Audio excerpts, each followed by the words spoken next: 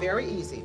You read from the script, and you try to sell as much toner as you possibly can. Okay, I can do that.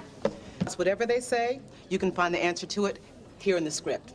Oh. So, I think you're ready to sell toner. Hi, this is Phoebe from Empire Office Supplies. Can I speak to your supply manager, please?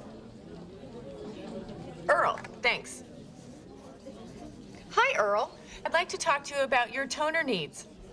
I don't need any toner. I'm hearing what you're saying, but at our prices, everyone needs toner. Not me. May I ask why? You want to know why? You want to know why?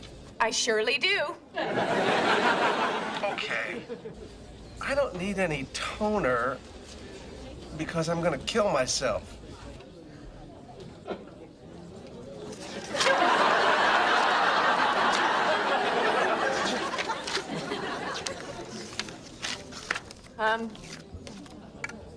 Is that because you're out of toner?